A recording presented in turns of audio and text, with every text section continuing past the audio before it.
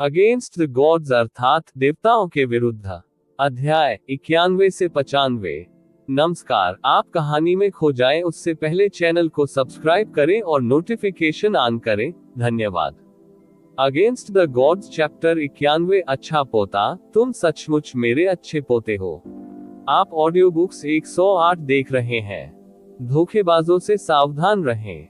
अध्याय 91। अच्छा पोता, तुम सचमुच मेरे अच्छे पोते हो।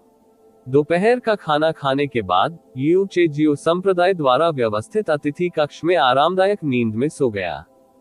पिछली रात बिस्तर पर करवटें बदलने के बाद उसे ज्यादा आराम नहीं मिला था, इसलिए उसकी नींद विशेष रूप से गहरी हो गई और उसे सूरज डूबने तक सोने की इजाजत मिल गई।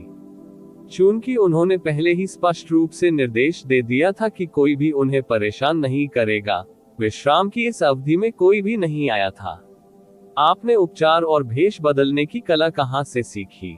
जैसे ही यूचे अपने बिस्तर से उठा, उसके मन से जैस्मीन की आवाज आई। बेशक यह मेरे गुरु की ओर से था, मेरे पिछले गुरु की ओर से।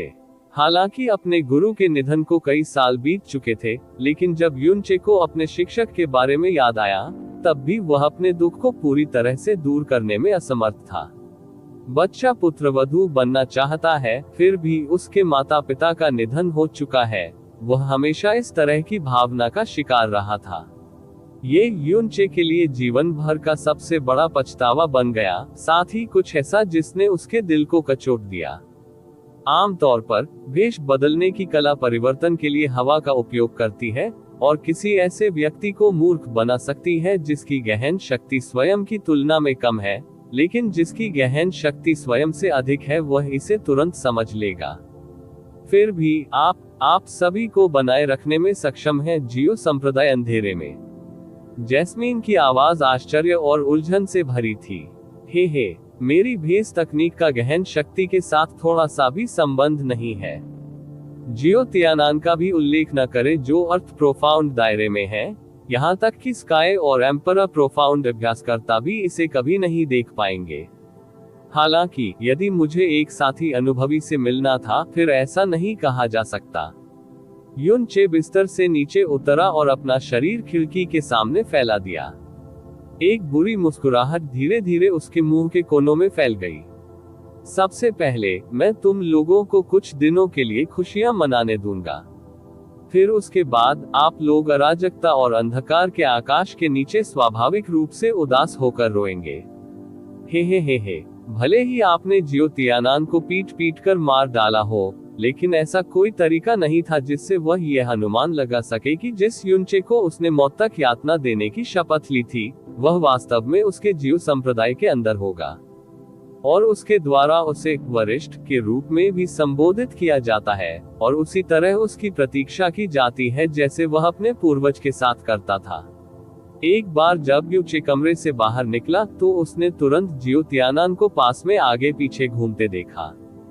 जब जियो तियानान ने उसे देखा तो उसके चेहरे पर तुरंत खुशी के भाव प्रकट हो गए। वह जल्दी से यूनचे के पास गया और अतुलनीय सम्मान के साथ बोला, वरिष्ठ, क्या आपने अच्छा आराम किया? यदि आपको कुछ भी कहना है तो कृपया कहने में संकोच न करें। यूचे को पता था कि जियो लुओचेन की हालत देखने के बाद जियो तियानान निश्चित रूप से पहले से अधिक सम्मानजनक होगा। वह हंसा और सिर हिलाते हुए बोला, मैं बहुत अच्छी नींद सोया। मैं काफी समय से पहाड़ पर नहीं गया हूँ, इसलिए पहाड़ की हवा ताजगी देने वाली है। आइए चले और देखें कि छोटा बच्चा कैसा कर रहा है। जैसे कि उसने स्वर्ग की आवाजें सुनी हो, जियो तियानान ने तुरंत प्रतिक्रिया दी और तेजी से आगे बढ़ते हुए औषधीय हॉल की ओर बढ़ गया। औषधीय हॉल के रास्ते में उनका सामना जियो संप्रदाय के शिष्यों से हुआ, जिन्होंने तुरंत यूचे का सम्मान के साथ स्वागत किया। ये स्पष्ट था कि जियो तियानान ने पहले ही बता दिया था कि यह एक अत्यंत प्रतिष्ठित अतिथि है जिसका स्वागत अत्यंत शिष्टाचार के साथ किया जाना चाहिए। निस्संदेह इस प्रतिभाशाली डॉक्टर की पहचान कुछ ऐसी थी जिसे वह अपने शिष्यों को कभी नहीं बताने देता था। जो जितना कम जानेगा उतना बेहतर होगा। औषधीय हॉल में पहुंचने के बाद स्पष्ट दिमाग वाले जियो लुओचेंग ने यूचे को देखकर कृतज्ञ अभिव्यक्ति प्रकट की और अपने पैरों पर खड़े होने के लिए संघर्ष करना शुरू कर दिया। उसने उसके सामने झुकने का प्रयास किया, तभी उसके मुंह से एक कमजोर और गंभीर आवाज निकली, जूनियर जियोलुओचेंग, मेरी जान बचाने और मुझे पुनर्जन्म का मौका देने के लिए सीनियर जीनियस डॉक्टर को धन्यवाद। हाँ, यह विचार ही मायने रखता है। अपने शरीर को इस प्रकार रखते हुए बहुत अधिक न घूमे। युन चे बिस्तर के पास खड़ा होकर उदारतापूर्वक हंसा। आओ, मैं तुम्हारी नसें देख लूं। जिसके बाद उसने अपना हाथ बढ़ाया और जियो लुओचेन की दाहिनी कलाई पर चुटकी काट ली।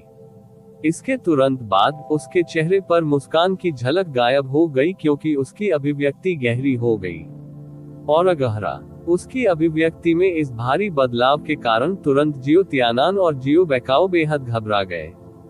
जैसे ही वह पूछने की इच्छा को रोक नहीं पाया, उसने यूचे को जियो लुओचेन की कलाई से अपना हाथ हटाते हुए देखा और गुस्से में उसने शाप दिया, क्या पिताजी ने आपको बार बार विशेष रूप से चेतावनी नहीं दी थी कि आपको बिल्कुल भी खाना नहीं खिलाना चाहिए मेरे निर्देशों के बिना उसे कुछ भी?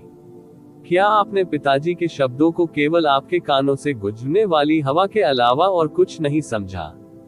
जियो तियानान और जियो बेकाओ ने एक साथ एक दूसरे से मुलाकात की। जियो तियानान ने एक छोटा कदम आगे बढ़ाया और डर से कांपते हुए बोला, सीनियर, यह है इस जूनियर की पत्नी की अपने बच्चे को प्यार करने की उत्सुकता है।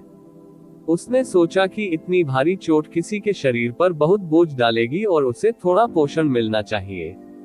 लुओचेन की भूख की शिकायत के साथ इसने मेरी विनम्र पत्नी को चिकन सूप का एक कटोरा उबालने के लिए प्रेरित किया।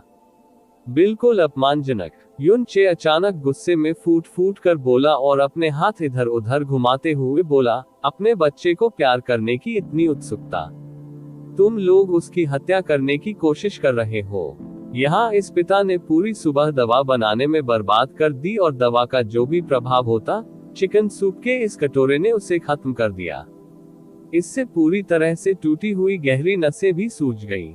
इस स्तर की इन दो क्षतियों के साथ इस चोट का इलाज करना व्यावहारिक रूप से पहले की तुलना में 10 गुना अधिक परेशानी भरा है।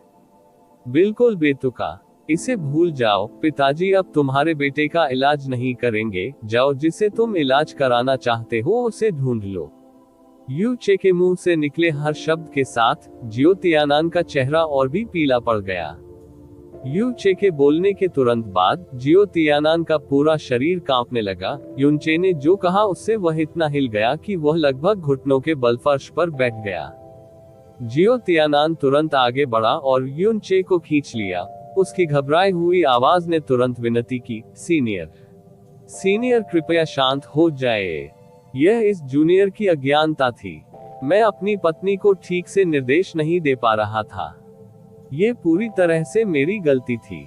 जब तक सीनियर शांत हो जाता है, ये जूनियर कोई भी सजा स्वीकार करने को तैयार रहता है। मैं गारंटी दूंगा कि ऐसा दोबारा कभी नहीं होगा। सीनियर, ये सब इस जूनियर की अज्ञानता थी। लेकिन मेरे बेटे ने कुछ भी गलत नहीं किया है और फिलहाल उसकी चोटें बेहद गंभीर हैं। यदि वरिष्ठ ने उसकी मदद नहीं की तो वह निश्चय ही जीवन भर के लिए अपंग हो जाएगा।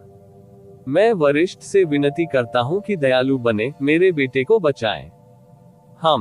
अज्ञान। आप इसे अज्ञानता कैसे कह सकते हैं? ये स्पष्टतः मूर्खता है। और आप ये कहने का साहस करते हैं कि आपके बेटे ने कुछ भी गलत नहीं किया है। मैं उसे बचा रहा हूं, फिर भी उसे नुकसान पहुंचाने वाले आप ही हैं। अच्छी बात है कि मुझे पहले ही पता चल गया। अगर मैं लापरवाही से कुछ घंटे और सो जाता तो आपका ये बेटा यही खत्म हो जाता। अगर आपका बेटा मर जाता तो आपकी हालत किसी जानवर से कम नहीं होती। चूंकि मेरी बात मान ली गई थी, तो मुझसे उसका इलाज करने के लिए कहने की जहमत क्यों उठाई जाए? तुम स्वयं उसे बचाने क्यों नहीं जाते? युन चे का चेहरा गुस्से से लाल हो गया था, क्योंकि उसने जियो तियानान पर थूका था और शानदार जियो संप्रदाय शाखा संप्रदाय के स्वामी को श्रापों की झड़ी लगा दी थी। प्रत्येक अगला वाक्य पहले वाले से अधिक कठोर और अश्लील था। यू चे अपने पूर्वजों की 18 पीढ़ियों को श्राप देने से केवल एक कदम दूर था। न्यू मून सिटी के सबसे प्रभावशाली व्यक्ति के रूप में जियो तियाननान को पहले कभी इतनी बुरी तरह डांटा नहीं गया था। फिर भी इस समय उन्होंने एक पोते की तरह आदरपूर्वक अपना सिर झुकाया और एक भी शब्द के साथ जवाब नहीं दिया। जब जियो बेकाओ ने कहा कि इस सन की भगवान के हाथ में एक छोटा सा फ्यूज था, तो उन्हें संदेह हुआ, लेकिन उनमें से कोई भी संदेह लंबे समय तक था जब से उड़ा दिया गया है। एक प्रतिभाशाली डॉक्टर के सुरुचिपूर्ण आचरण के संकेत के बिना पहले का सुरुचिपूर्ण और विद्वान डॉक्टर अब व्यावहारिक रूप से एक धूर्त की तरह था जो सड़कों पर शाप देता था। यू चे की यह डांट अच्छा खाना खाने जैसी थी, इससे उसके पूरे शरीर में स्फूर्ति आ गई। नवजात गहन क्षेत्र के पहले स्तर पर रहते हुए ही उसे एक बड़े संप्रदाय के नेता पर बिना किसी रोक टोक के हर तरह की गालियां देने का मौका मिला था, और जियो तियाननान ने बिल्कुल भी जवाब देने की हिम्मत नहीं की थी। इस तरह की अनुभूति को केवल वही लोग समझ पाएंगे जिन्होंने इस तरह के आनंद का अनुभव किया है। ये प्रतिभाशाली डॉक्टर अंततः डांट फटकार से थक गया और आखिरकार उसने अपना मामला शांत कर लिया। एक पल के लिए जियो लुओचेंग को घूरने के बाद उसने अचानक आह भरी, भूल जाओगे, ये बच्चा और मैं भी भाग्यवान माने जा सकते हैं। भले ही आपने और आपके मूर्खों के समूह ने मुझ पर गंदगी का ये ढेर फेंक दिया है, ज्यादातर मामलों में मैं आमतौर पर बस खिसक जाता हूँ और आपको आपकी परेशानियों के लिए छोड़ देता हूँ, लेकिन तारानकन आह। यू चे ने कुछ हद तक चकित भाव के साथ चुपचाप जियो लुओचेंग को देखा। उसकी निगाहों में उदासी और दयालु परोपकार की झलक थी। अगर मेरे छोटे पोते से तुलना की जाए तो ये बच्चा, जब वह छोटा था, वास्तव में बहुत समान है। तारानकन आह, वास्तव में बहुत समान है। बच्चा, आपका नाम है? जियो लुओचेंग। जियो लुओचेंग ने सिर हिलाया और सम्मान पूर्वक उत्तर दिया, हाँ, इस जूनियर का नाम जियो लुओचेंग है। उस समय मेरे उस छोटे पोते को हुआनफू चेंग भी कहा जाता था। आप दोनों के नाम में चेंग है, ये सचमुच संयोग है। सचमुच संयोग है। लेकिन कितने अफसोस की बात है, भले ही मेरे पास स्वर्ग को भेदने की क्षमता वाली चिकित्सा शक्ति है, फिर भी मैं अपने उस पोते को पुनर्जीवित नहीं कर सकता। लेकिन अब जब मैं आपसे मिल चुका हूँ, तो मैं अपने उस छोटे पोते और उस समय की अपनी यादों के बारे में सोचने के अलावा कुछ नहीं कर सकता। जैसे जैसे यूनचे बोलता गया, उसकी आवाज भी नर्म और नर्म होती गई, मानो वह पुरानी यादों में फंस गया हो। उसकी अभिव्यक्ति और अधिक उदास हो गई क्योंकि उसकी आंखों पर धीरे धीरे धुंध की एक पतली परत जम गई। जियो लुओचेंग का इलाज जारी रखने के यूचे के वादे को सुनकर जियो तियाननान इस अप्रत्याशित अच्छी खबर पर बहुत खुश हुआ। कम से कम उसने उस अपमान को यूं ही नहीं सहा था। उसके निम्नलिखित शब्दों को सुनकर उसका हृदय अचानक द्रवित हो गया और उसने जोर से आह भरी। वरिष्ठ का छोटा पोता, वह निश्चित रूप से किसी सहकर्मी के बिना एक असाधारण प्रतिभा वाला व्यक्ति था। हे, हाँ, प्रतिभाशाली डॉक्टर पहले की तरह अपनी यादों में डूबा हुआ लग रहा था। जब वह भावुक स्वर में बोला तो उसकी आंखों में बादल छा गए। लेकिन क्या अफसोस है, स्वर्ग अभिजात वर्ग से ईर्ष्या करता है। 16 साल की उम्र में मेरा छोटा पोता पहले ही समय से पहले खत्म हो गया था, और ऐसा हुआ कि वह इसी बच्चे की उम्र के आसपास था।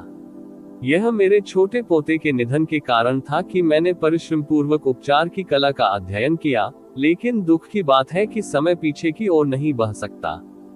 भले ही मैंने अपने चिकित्सा कौशल में और सुधार कर लिया, फिर भी उसे बचाना असंभव होगा। जियो तियाननान का दिल अचानक हिल गया।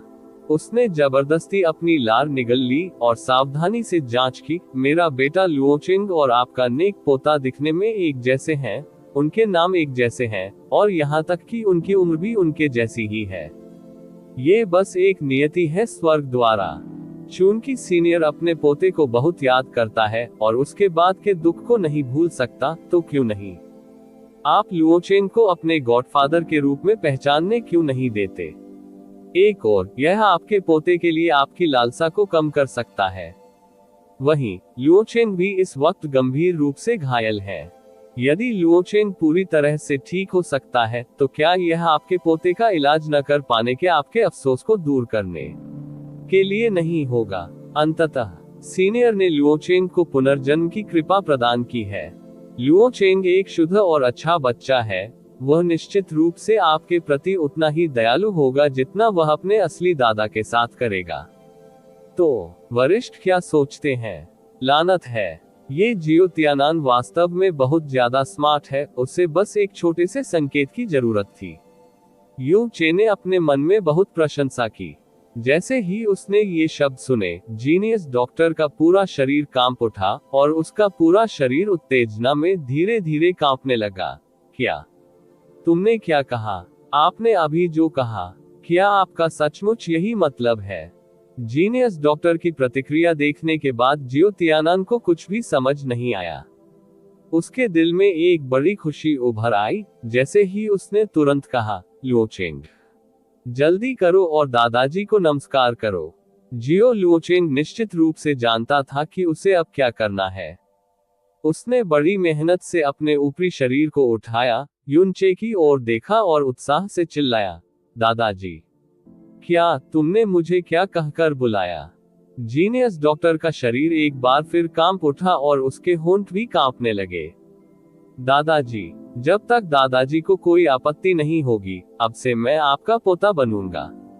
जियो लुओचेंग पूरी ईमानदारी से चिल्लाया। अच्छा, अच्छा। जीनियस डॉक्टर का पूरा शरीर नाटकीय रूप से कांप उठा, क्योंकि उसकी आंखों से दो बेकाबू आंसू टपक पड़े।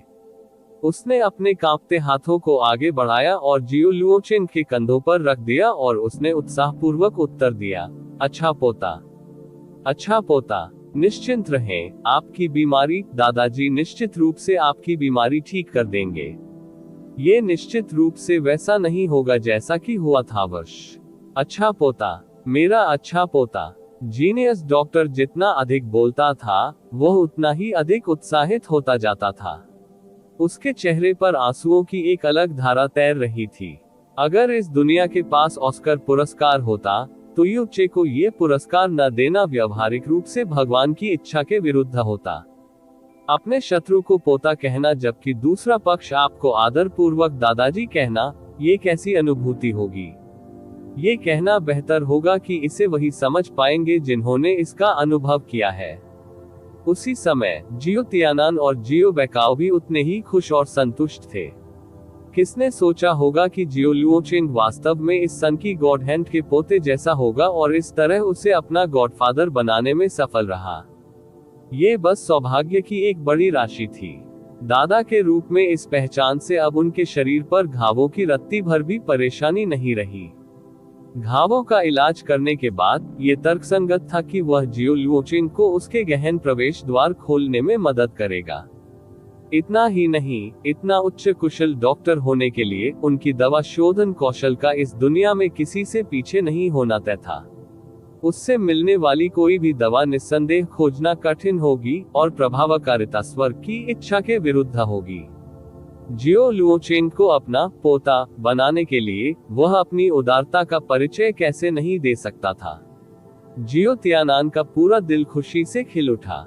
वह लगभग पहले से ही जियो लुओचेंग को पूरी तरह से ठीक होते और मुख्य संप्रदाय में गर्व से हंसते हुए देख सकता था।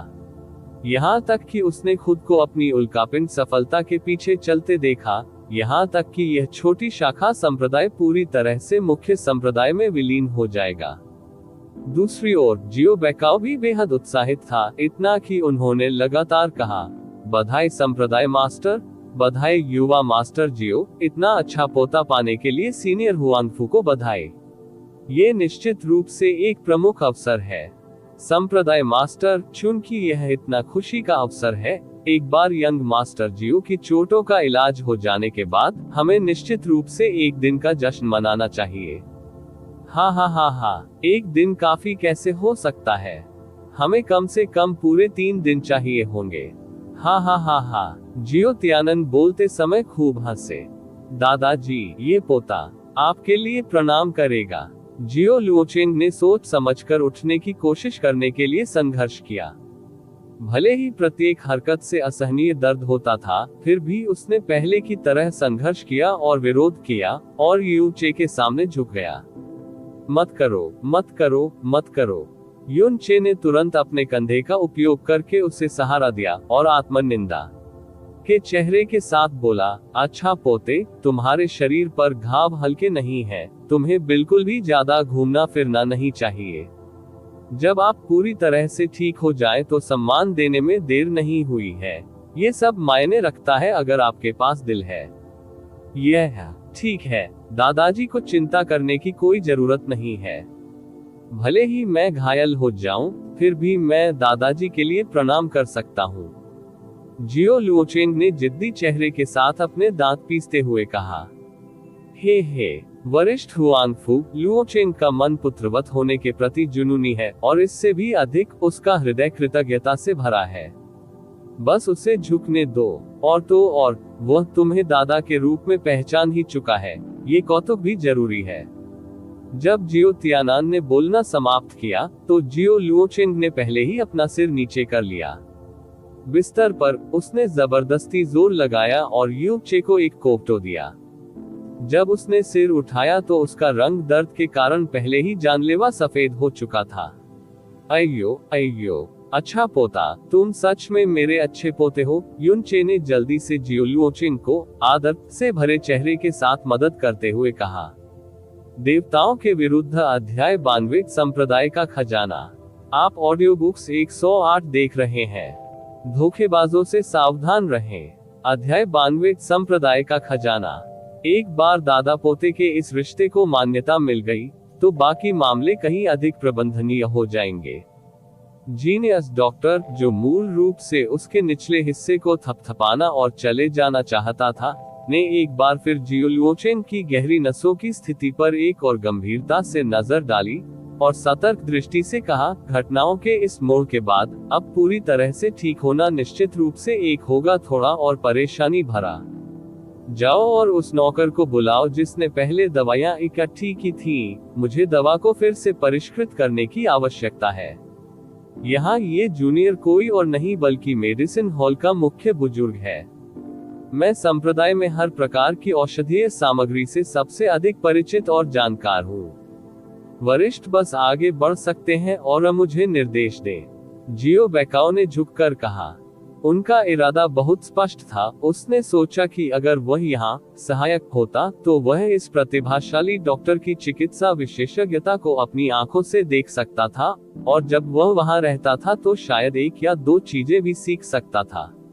एमेन। यूचे ने सिर हिलाया। तो फिर तुम्हें अच्छी तरह से याद होगा। 2 या 3 40 वर्षीय बैंगनी दिल मिस्टी फूल की लकड़ी, खूनी सूरजमुखी सार का एक टुकड़ा, स्कारलेट स्पिरिट जेड का एक ब्लॉक जो शुद्धता में 10 में से कम 9 है, 180 साल पुराने बर्फ ठंडे स्नो जिनसेंग के 2 उपभेद, 12 साल पुराने बनिंग नेट ऑर्किड की 3 प्रजातियां। यूचे ने एक ही सांस में लगातार 16 प्रकार की औषधीय सामग्रियों के नाम बताए और हर प्रकार में से एक का नाम रखा। जियो बेकाओ कुछ देर तक शून्यता से देखता रहा। जब यूचे ने बोलना समाप्त किया तो वह पहले से ही पूरी तरह से स्तब्ध था। वह नहीं जानता था कि सिर हिलाए या नहीं। यद्यपि इन सभी औषधीय सामग्रियों को बहुमूल्य माना जा सकता है, उनके शाखा संप्रदाय की कई वर्षों की बचत से इन सभी को आसानी से निकाला जा सकता है। लेकिन समस्या ये थी कि यूचे को जो औषधीय सामग्रियां चाहिए थी, वे सभी एक विशिष्ट उम्र के लिए निर्धारित थी। जियो बेकाओ को वहां खड़ा स्तब्ध देखकर यूचे की आंखें झुक गईं और उसने पूछा, क्या ये सब कोई दुर्लभ या अजीब चीजें नहीं है? 1000 वर्ष से अधिक पुराने संप्रदाय के लिए उन्हें आसानी से प्राप्त किया जाना चाहिए। वे हमारे पास हैं, बेशक हमारे पास हैं। जियो बेकाओ ने तुरंत कहा, लेकिन उनकी उम्र के बारे में? ओह, मैं आपको इसके बारे में याद दिलाना लगभग भूल ही गया। यूचे की अभिव्यक्ति गंभीर हो गई और उसने गंभीरता से कहा, ये औषधीय जड़ी बूटियां जिनका मैंने अभी एक क्षण पहले अनुरोध किया था, उनकी उम्र में कोई विचलन नहीं होना चाहिए। ठीक है, अगर वे वास्तव में नहीं मिल सकते हैं तो 1 या 2 साल का अंतर भी बमुश्किल स्वीकार्य होना चाहिए, लेकिन प्रभाव कई गुना कमजोर होंगे। औषधीय जड़ी बूटियों की उम्र में अंतर इतना बड़ा अंतर नहीं लग सकता है, लेकिन भले ही यह 1 महीने की असमानता हो, लेकिन प्रकृति के संचित सार में पर्याप्त अंतर होगा। उच्च गुणवत्ता वाली परिष्कृत दवाएं औषधीय घटक की उम्र की आवश्यकता पर बेहद कठोर है। उन लोगों के लिए जिन्हें सामान्य चिकित्सा को परिष्कृत करना बेहद कठिन है, उनके औषधीय अवयवों की उम्र की आवश्यकताएं महीने तक और भी सख्त होती है। तो जल्दी जाओ। यू चे द्वारा गढ़ी गई पागलपन भरी बकवास ने जियो बेकाओ को तुरंत डरा दिया। उसने गुप्त रूप से खुद से कहा कि इस सन की गॉड हैंड की सोच बहुत अलग थी। चिकित्सा के प्रति उनकी आवश्यकताएं वास्तव में इतनी कठोर थी कि यदि उनकी तुलना की जाए तो वह स्वयं व्यावहारिक रूप से केवल एक नीम हकीम ही थे। वह शर्म से भरे चेहरे के साथ विनम्रतापूर्वक झुक गया। सीनियर के निर्देश, ये जूनियर इसे ध्यान में रखेगा। ये सिर्फ इतना है कि भले ही यह जूनियर दवा इकट्ठा करने और परिष्कृत करने के तरीकों के बारे में बहुत कम जानता हो, और मैंने संप्रदाय में औषधीय जड़ी बूटियों के बारे में जो कुछ सुना है उससे इतना परिचित हूँ कि मैं उन्हें विस्तार से दोहरा सकता हूँ। दवा के लिए इस उम्र की आवश्यकता, उसका जिक्र करना तो दूर, यहाँ तक कि उसके बगल में बैठा जियो तियानान भी स्तब्ध रह गया था। सभी आवश्यक औषधीय जड़ी बूटियों की उम्र सटीक होनी चाहिए। कौन बकवास कर सकता है ये भी समझ सकता है। 1000 वर्ष, 100 वर्ष और 1 दशक को अभी भी समझा जा सकता है, लेकिन 1 दर्जन वर्षों और कुछ दशकों के बीच, क्या वे सभी समान नहीं है? वर्ष की परिशुद्धता के बारे में तो बात ही छोड़ दीजिए। यू चे की आंखें खुली की खुली रह गईं जब उसने भौहें सिकोड़कर उत्तर दिया, क्या आपने संप्रदाय के मेडिसिन हॉल के प्रमुख बुजुर्ग होने का दावा नहीं किया था? आप संभवतः औषधीय ज्ञान का सबसे बुनियादी ज्ञान कैसे नहीं जान सकते? जियो बेकाओ ने अपना सिर नीचे किया और कड़वाहट से मुस्कुराते हुए कहा, वरिष्ठ, इस महाद्वीप में आपकी चिकित्सा विशेषज्ञता वास्तव में बहुत अधिक है। इस कनिष्ठ की इसके साथ तुलना ही नहीं की जा सकती। यदि परिपक्वता में बहुत बड़ा अंतर है तो ये जूनियर मुश्किल से ही उन्हें अलग कर सकता है, लेकिन उसी वर्ष या यहाँ तक कि कुछ महीनों के लिए इतना सटीक कहा जाए तो ये जूनियर इसे पूरा करने में असमर्थ है। यून चे ने कुछ देर सोचा और फिर उठ खड़ा हुआ। ठीक है, मुझे बस उन्हें व्यक्तिगत रूप से इकट्ठा करना चाहिए। बोलने के बाद वह रुका और फिर अपने हाथ हिलाया। ओह, इसके बारे में भूल जाओ। वह स्थान जहां एक संप्रदाय अपने औषधीय अवयवों को संग्रहित करता है, वह निश्चित रूप से संप्रदाय का नंबर 1 महत्व का स्थान होगा, और यह संभव है कि संप्रदाय के केवल कुछ ही सदस्य प्रवेश के लिए योग्य हों, इसलिए यह सम होगा। बाहरी लोगों के लिए प्रवेश करना अधिक असंभव है। यहाँ तक कि मैं भी इस प्रथागत नियम को समझता हूँ। मूल रूप से जियो तियानन व्यक्तिगत रूप से संप्रदाय के खजाने का दौरा करने के प्रतिभाशाली डॉक्टर के प्रस्ताव के प्रति सहज रूप से विवादित था। ऐसा इसलिए था क्योंकि संप्रदाय का खजाना संप्रदाय के सबसे बड़े गुप्त क्षेत्रों में से एक था। शाखा संप्रदाय के अंदर भी केवल 5 ही ऐसे थे जिनके पास प्रवेश की योग्यता थी। राजकोष की कुल मिलाकर 2 चाबियां थीं, एक जियो बेकाओ के साथ था और दूसरा जियो तियानान के साथ था। लेकिन यू चे को इस तरह से बोलते हुए सुनकर उसका संघर्ष बिना किसी निशान के गायब हो गया। उसने अपने दिल में सोचा कि यह व्यक्ति सन की भगवान का हाथ था। वह किस प्रकार के दायरे में था? उनकी नजर में उनके खजाने का खजाना शायद कूड़े कचरे से अलग नहीं होगा। इसके अलावा राजकोष में जाने का उनका कारण जियो लुओचेन को बचाना भी था। इसके अलावा वो गुरु कहलाने के योग्य थे, यहाँ तक कि अपने इस छोटे से संप्रदाय के प्रति भी इतना सम्मानजनक होना, जैसा कि एक गुरु के आचरण से अपेक्षित होता है, ये सचमुच सराहनीय था। इसके तुरंत बाद उन्होंने झट से कहा, नहीं नहीं, सीनियर बहुत गंभीर है।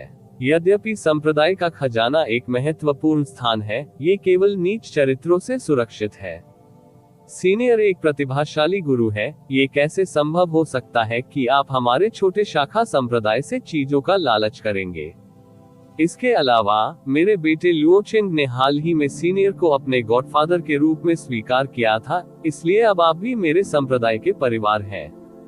चूंकि हम सभी परिवार हैं और यह मेरे बेटे लुओचेंग के लिए भी है, मेरे खजाने में प्रवेश करने में क्या हर्ज है?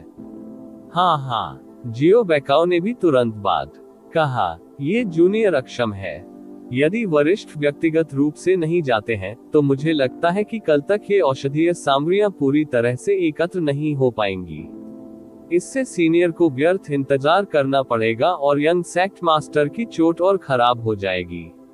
राजकोष एक महत्वपूर्ण स्थान था जहां केवल बुजुर्ग रैंक वाले लोग ही प्रवेश कर सकते थे, और प्रवेश के लिए भी पहले जियो तियानान की सहमति की आवश्यकता होती थी। जियो बैकाओ ने पीछा किया। फिर भी यह अब भी पहली बार था जब दोनों ने किसी बाहरी व्यक्ति को राजकोष में प्रवेश करने के लिए कहा। फिर भी उन्हें जरा सी भी असहजता महसूस नहीं हुई या उन्होंने नहीं सोचा कि यह अनुचित था। आखिरकार वह सन की भगवान का हाथ था। आपके खजाने में प्रवेश करना भी आपको अपमानित करने जैसा था। युन चे ने कुछ देर सोचने का नाटक किया और फिर सिर हिलाया। ये भी ठीक है। हालांकि भले ही मैं मुझ पर आपके भरोसे के लिए कुछ हद तक आभारी हूँ। एक कहावत है जिसे आपको दृढ़ता से याद रखना चाहिए, हमेशा दूसरों से सावधान रहें। मैं आपके संप्रदाय में केवल एक दिन के लिए आया हूँ, फिर भी आप मुझे अपने खजाने में अकेले प्रवेश करने दे रहे हैं। भले ही यह मेरे पोते की चोटों के लिए हो, फिर भी ये बहुत जल्दबाजी और लापरवाही है।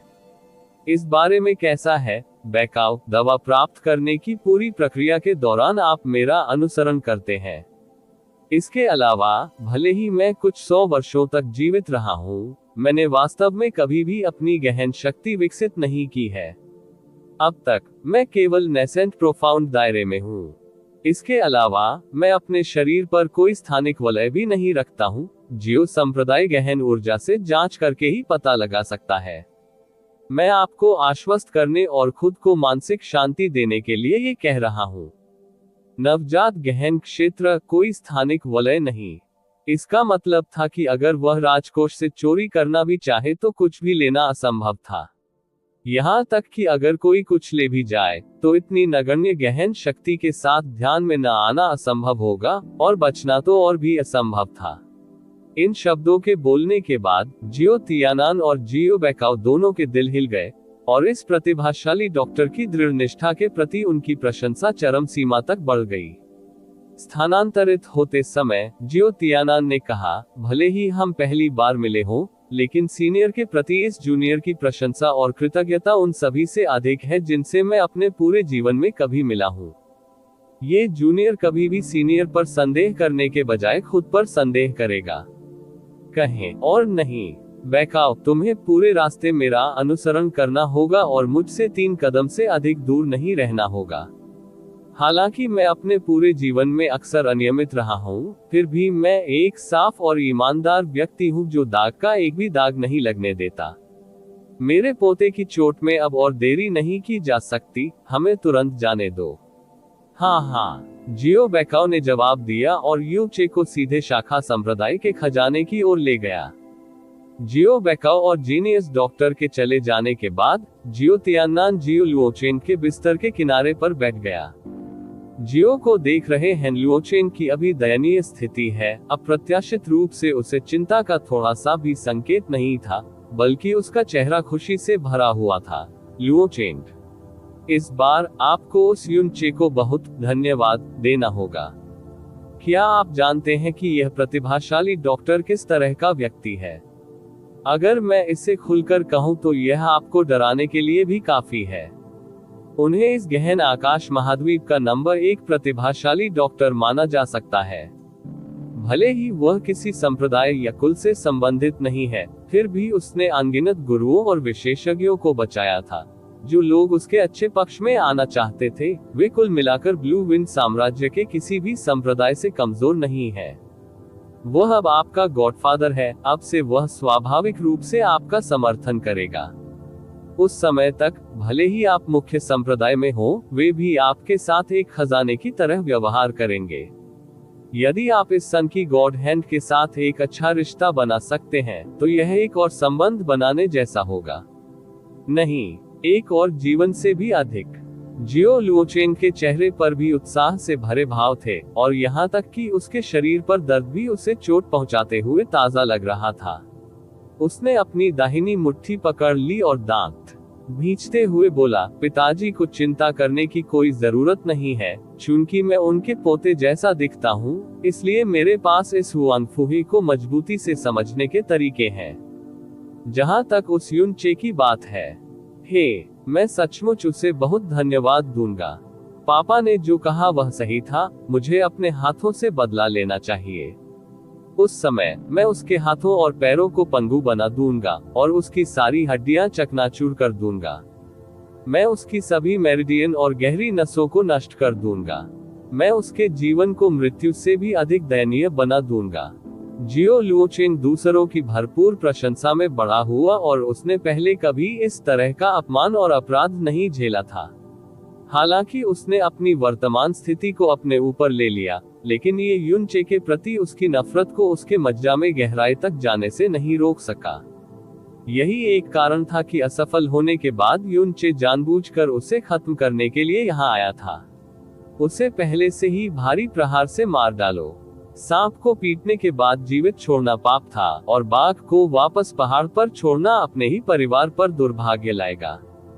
जीवन और मृत्यु की अनगिनत स्थितियों का अनुभव करने के बाद यही वह सिद्धांत था जिसे उन्होंने दृढ़ता से अपने हृदय में अंकित किया।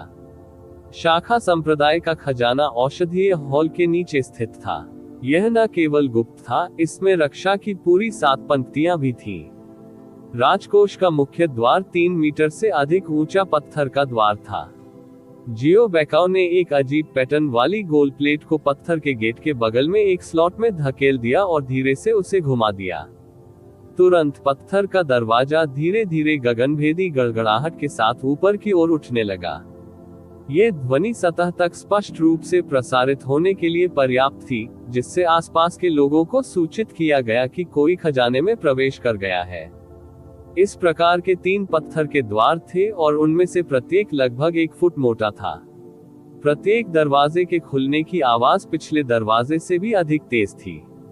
यदि कोई बिन बुलाए आता है, तो केवल द्वार खोलना ही संप्रदाय के लगभग आधे लोगों को सचेत करने के लिए पर्याप्त होगा। तीनों दरवाजे खुले तो उनके सामने एक चौड़ी सुरंग दिखाई दी। जियो बैकाओ ने झुकते हुए कहा, वरिष्ठ हुआंग फू, कृपया। युन चे भी अब विनम्र नहीं रहा और बड़े कदमों से आगे बढ़ गया। साथ ही वह उसे याद दिलाना नहीं भूला, तुम्हें मुझसे 3 कदम दूर नहीं रहना चाहिए। मैं नहीं चाहूंगा कि कोई मेरे बारे में झूठी अफवाहें फैलाए। जियो बैकाओ अपने मुंह से सहमत थे, लेकिन उन्होंने अपने दिल में एक व्यंग्यपूर्ण मुस्कान बनाई। इसके बारे में सोचो, ये वरिष्ठ कौन था? क्या वह इस छोटी सी जगह से चीजें चुराने की जहमत भी उठाएगा? यहाँ तक कि अगर वह वास्तव में चाहता भी, तो गहरी ताकत और स्थानिक छल्लों के बिना वह मूल रूप से वैसे भी बहुत कुछ नहीं छीन सकता था। जैसे ही वे जियो संप्रदाय के खजाने में चले गए, उनकी दृष्टि में काली लकड़ी से बनी अलमारियों की कतारें दिखाई देने लगी। जियो बैकाओ ने आगे बढ़कर परिचय दिया, ये काली लकड़ी की अलमारियां औषधीय सामग्री को संग्रहित करने के लिए उपयोग की जाती है। वरिष्ठों को जिन औषधीय सामग्रियों की आवश्यकता है वे सभी यहाँ मिल सकती है। इसके अलावा अमृत, दुर्लभ खजाने, गहन कोर, साथ ही विभिन्न प्रकार के बैंगनी क्रिस्टल, असामान्य धातुएं, कीमती जैद, हथियार, कवच और यहाँ तक कि संप्रदाय की कलाएं जो हमारे संप्रदाय ने इन सभी वर्षों में एकत्र की थी। ये हो सकता है कहा कि हमारे संप्रदाय का हजारों वर्षों का संचय गुप्त रूप से यही संग्रहित है। जैसे ही वह बोला, जियो बैकाओ का चेहरा गर्व की प्रबल भावना से चमक उठा। यू चे ने अपनी दाढ़ी को सहलाया और उदासीनता से कहा, आपके संप्रदाय के आकार के साथ ऐसा भंडार होना काफी अच्छा है। मम्मा, ये वास्तव में काफी अच्छा है। यहाँ इस पिता के पास औषधीय शोधन कौशल और खजाना है जो स्वर्ग और पृथ्वी के बीच बेजोड़ है। फिर भी औषधीय सामग्री के मामले में वह बिना आंसुओं के रोने की हद तक परेशान था। TS 1000 वर्ष पुराने संप्रदाय का भंडार, मैं निश्चित रूप से यहाँ व्यर्थ नहीं आया हूँ। देवताओं के विरुद्ध अध्याय 93 टाइगर सोल। आप ऑडियो बुक्स 108 देख रहे हैं। धोखेबाजों से सावधान रहें। अध्याय 93 टाइगर सोल। खजाना बहुत बड़ा था और उसमें कम से कम कुछ 1000 वर्ग मीटर जगह थी। युन चे, सीधे औषधीय जड़ी बूटी भंडारण क्षेत्र की ओर चला गया। वह काले लकड़ी के दराज अलमारियों की एक विशाल पंक्ति के ठीक बगल में खड़ा था। अपनी नाक सूंघते हुए वह तुरंत बोला, सामने ऊपर से चौथा दराज। दराज के दाईं ओर स्थित 36 साल के 2 टुकड़े हैं पुराना रक्त सूरजमुखी सार, एक टुकड़ा निकालो। जियो बेकाओ मौके पर हक्का बक्का रह गया। औषधीय सामग्री संग्रहित करने वाली इन काली लकड़ी की दराजों के लेबल सबसे ऊपर स्थित साइन बोर्ड पर छिपे हुए थे। यदि कोई साइन बोर्ड को अपने हाथों से नीचे नहीं खींचता तो उस पर जो लिखा था उसे पढ़ना असंभव था। यहाँ 1000 से अधिक विभिन्न प्रकार की औषधीय सामग्रियां थीं, और यहाँ तक कि जियो बेकाओ भी, जो यहाँ सबसे अधिक बार आते थे, केवल अधिकांश औषधीय सामग्रियों की अनुमानित स्थिति ही जानते थे। यदि उसने साइन बोर्ड को नीचे नहीं खींचा होता तो उसके लिए उनका सटीक रूप से पता लगाना मुश्किल होता। फिर भी कम से कम 2 कदम दूर से यह प्रतिभाशाली डॉक्टर, जो कसकर बंद काले लकड़ी के दराजों के जंगल का सामना कर रहा था, वास्तव में भीतर संग्रहित औषधीय घटक को चिल्लाने में सक्षम था। जियो बेकाओ ने आगे बढ़कर दराज खोली। निश्चित रूप से रक्त सूरजमुखी सार वहां था। हालांकि वह जानता था कि इस सन की भगवान के हाथ के चिकित्सा कौशल ने स्वर्ग को भेद दिया है, फिर भी वह गंभीर रूप से सदमे में था और चरम सीमा तक आश्वस्त था। उन्होंने चुपचाप कहा कि एक प्रतिभाशाली डॉक्टर वास्तव में एक प्रतिभाशाली डॉक्टर था, और वह अपने पूरे जीवन में इस दायरे तक कभी नहीं पहुंच पाएगा। युन चे ने औषधीय सामग्री के भंडारण क्षेत्र के लगभग आधे हिस्से का दौरा किया, और उस प्रक्रिया के दौरान एक भी दराज नहीं खोले बिना लगभग 70 या 80% आवश्यक सामग्री एकत्र की। फिर भी जिस आवश्यक औषधीय सामग्री की स्थिति और उम्र के बारे में उन्होंने बात की वह बिल्कुल सही थी। जियो बेकाओ के दिल में प्रशंसा और आश्चर्य औषधीय सामग्री के हर हिस्से के साथ और भी गहरा हो गया, जिसे उसे लाने के लिए कहा गया था। वह न्यू मून सिटी के सबसे बड़े संप्रदाय के औषधीय हॉल के प्रतिष्ठित प्रमुख बुजुर्ग थे। फिर भी जब वे यूचे के पीछे अपनी पीठ झुकाकर चल रहे थे और दवा लाने के लिए उनके आदेशों का ध्यानपूर्वक पालन कर रहे थे, तो उन्हें खुद नहीं लगा कि यह थोड़ा सा भी अनुचित था, बल्कि उन्हें लगा कि यह एक तरह का सम्मान है। औषधीय सामग्रियां बिल्कुल सही हैं, स्पिरिट जेड्स कहाँ संग्रहित है? यू चे ने औषधीय सामग्रियों का चयन पूरा करने के बाद कहा। औषधीय सामग्री से भरे काले लकड़ी के बक्से को ले जाते समय जियो बेकाओ यूचे के सामने चला गया और सम्मान पूर्वक कहा, स्पिरिट जेड्स को आमतौर पर खजाने के सबसे अंदरूनी क्षेत्र में कीमती कलाकृतियों के साथ संग्रहित किया जाता है। अपनी बात खत्म करने के बाद जियो बेकाओ यूचे को राजकोष के सबसे गहरे हिस्से में ले आए। वे जितनी गहराई में गए, आध्यात्मिक आभा की सघनता उतनी ही गहरी होती गई। कीमती जेड को अब काली लकड़ी नहीं बल्कि ठंडी जेड के रूप में संग्रहित किया गया था, जो काली लकड़ी की तुलना में कई दर्जन गुना अधिक दुर्लभ और अधिक मूल्यवान थी। युन चे के सामने कम से कम 100 ठंडी जेड अलमारियां प्रदर्शित की गईं, और ये 100 ठंडी जेड अलमारियां पहले से ही अमूल्य थी। वहां वास्तव में पर्पल विंड हेवन क्रिस्टल की गंध है, और शुद्धता हॉल में पहले जैसी ही है। मैं मानता हूं कि यह वही टुकड़ा है। हाँ, ये बिल्कुल वैसा ही टुकड़ा है। हमारा संप्रदाय तो एक छोटा सा संप्रदाय है। पर्पल विंड हेवन क्रिस्टल का एक छोटा सा टुकड़ा पाना पहले से ही बेहद मुश्किल है।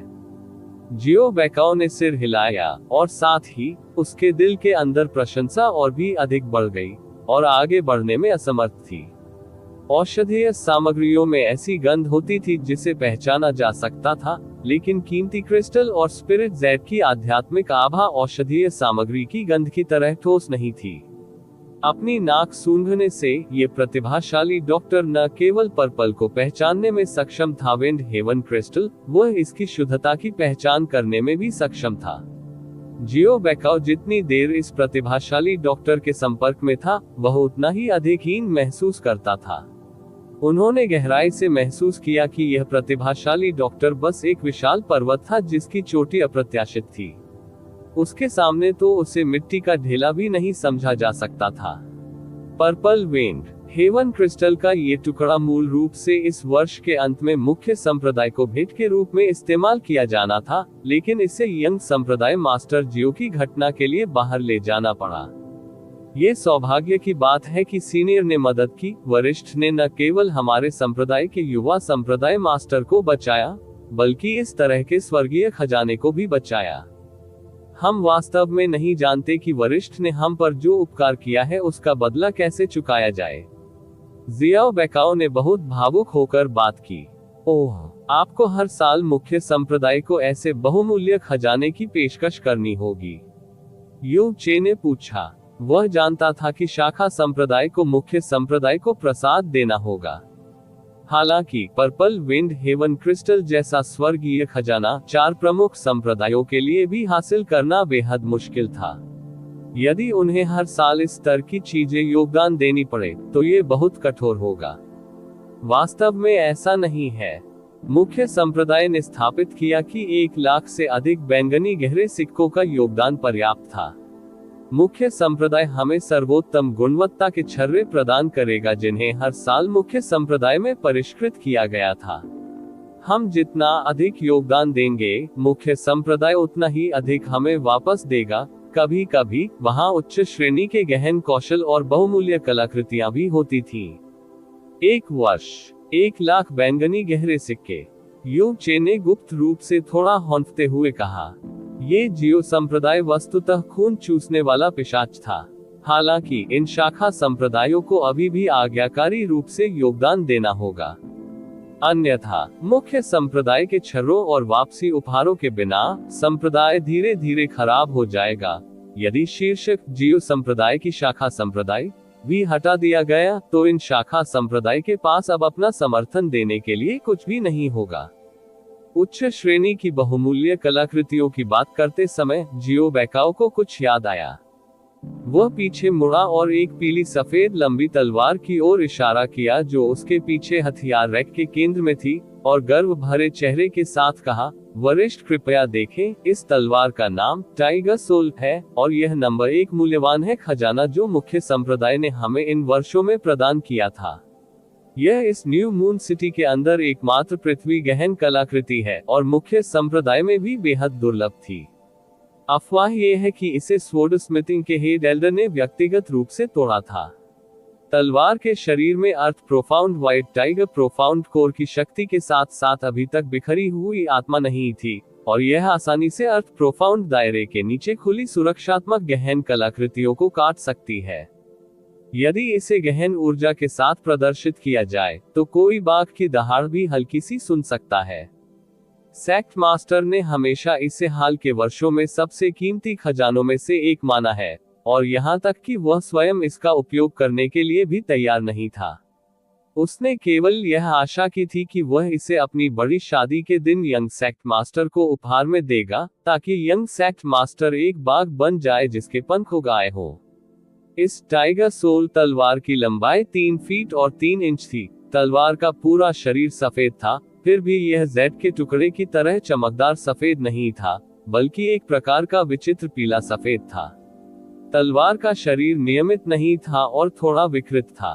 करीब से देखने पर ऐसा लग रहा था मानो इसे बाघ की हड्डियों को टुकड़े टुकड़े करके एक साथ जोड़कर बनाया गया हो। भले ही वह बहुत दूर था, फिर भी उसे हल्का महसूस हो रहा था कि तलवार का शरीर एक प्रकार की शत्रुतापूर्ण आभा उत्सर्जित कर रहा था जिससे व्यक्ति बेहद असहज हो गया था। और ये वास्तव में एक पृथ्वी गहरी तलवार थी। ये वास्तव में काफी अच्छी तलवार है। यू चे ने टाइगर सोल तलवार को देखा और धीरे से सिर हिलाया। चूंकि सीनियर ने भी ऐसा कहा था, समय आने पर यंग सेक्ट मास्टर निश्चित रूप से इसे बहुत पसंद करेंगे। जियो बेकाओ ने उत्तर दिया। जब उन्होंने जियो बेकाओ को अत्यंत शुद्ध स्कारलेट स्पिरिट जेड का एक टुकड़ा और वाटर स्पिरिट जेड का एक टुकड़ा मंगवाया, तो सभी आवश्यक सामग्रियां इकट्ठी कर ली गईं।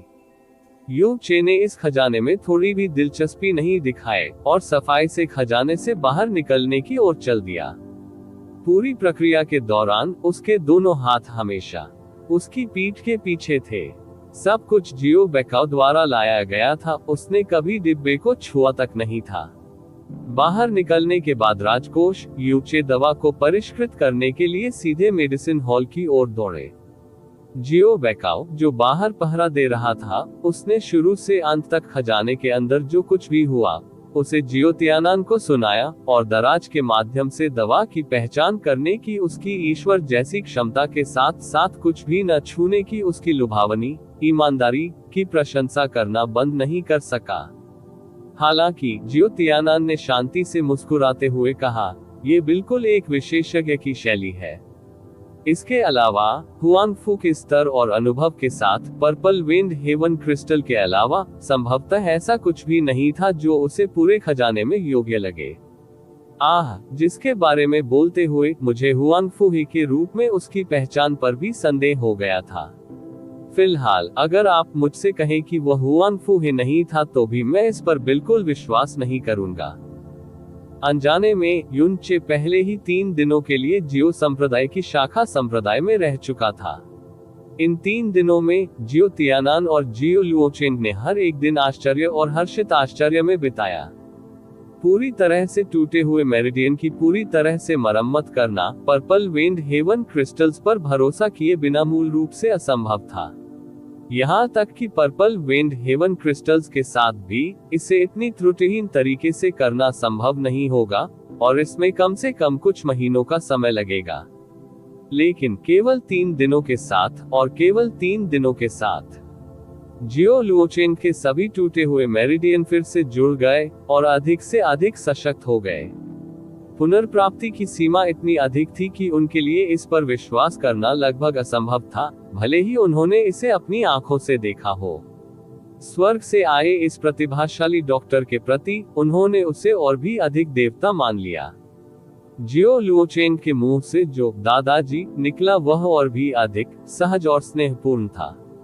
ये व्यवहारिक रूप से उसके द्वारा अपने जैविक दादाजी को बुलाने की तुलना में अधिक घनिष्ठ था। इन पिछले दिनों में यू चे दिन में कम से कम 3 बार राजकोष की ओर जाता था और हर बार जियो बेकाओ को अपने पीछे चलने के लिए बुलाता था। ये हमेशा की तरह ही था, उन्होंने किसी भी चीज को छूने से बिल्कुल इनकार कर दिया और सामग्री इकट्ठा करने के तुरंत बाद चले गए। वरिष्ठ, आप देखिए, मेरे बेटे की शिरोबिंदु की चोटें अधिक स्थिर होती जा रही हैं। मेरा मानना है कि यहाँ सीनियर के साथ 1 महीने के भीतर उसके सभी टूटे हुए मेरिडियन पूरी तरह से ठीक हो जाएंगे। लेकिन गहरी नसों की चोटें, क्या मैं पूछ सकता हूँ कि सीनियर ने क्या योजना बनाई है? लगातार 3 दिनों तक युन चे ने जियो लुओचेंग की बाह और शिरोबिंदु पर लगी सभी चोटों को ठीक किया, लेकिन टूटी हुई गहरी नसों को कभी नहीं छुआ। यदि गहरी नसों को ठीक नहीं किया जा सका तो जियो लुओचेंग केवल एक अपंग होगा और इसमें जितनी अधिक देरी होगी इसकी मरम्मत करना उतना ही कठिन होगा। इस बिंदु पर उसे एक प्रतिभाशाली डॉक्टर हुआंग फू की उपचार की कला पर थोड़ा भी संदेह नहीं था, लेकिन ये देखकर कि उसने अभी भी हाथ की गहरी नसों को नहीं छुआ है, वह अंदर ही अंदर परेशान होने के अलावा कुछ नहीं कर सका। जियो तियानान के शब्दों को सुनने के बाद युन चे ने थोड़ा सोचा और कहा, संप्रदाय मास्टर जियो, मैं मूल रूप से पहले दिन उसकी बाहों की गहरी नसों को ठीक करना शुरू करना चाहता था। हालांकि उस समय जियो लुओचेंग ने मुझे अपने दादा के रूप में स्वीकार कर लिया था और मेरा पोता बन गया। जहां तक गहरी नसों का सवाल है, मुझे कुछ और पर विचार करना होगा। कुछ और विचार करें। सीनियर का क्या मतलब है? जियो तियानान के दिल के अंदर हलचल मच गई। यू चे ने बगल में देखा, अपनी दाढ़ी को सहलाया और सौम्यता से भरे चेहरे के साथ जियो लुओचेंग से कहा, मेरे पोते, क्या तुम एक अद्वितीय गुरु बनना चाहते हो? जैसा कि उन्होंने कहा, जियो लुओचेंग और जियो तियानान दोनों का दिल तेजी से उछला और वे खुद भी उत्साह से लगभग उछल पड़े। जियो लुओचेंग ने घबराकर सिर हिलाया। मैं करता हूँ। बेशक, मैं सपना देखते हुए भी पोता चाहता है।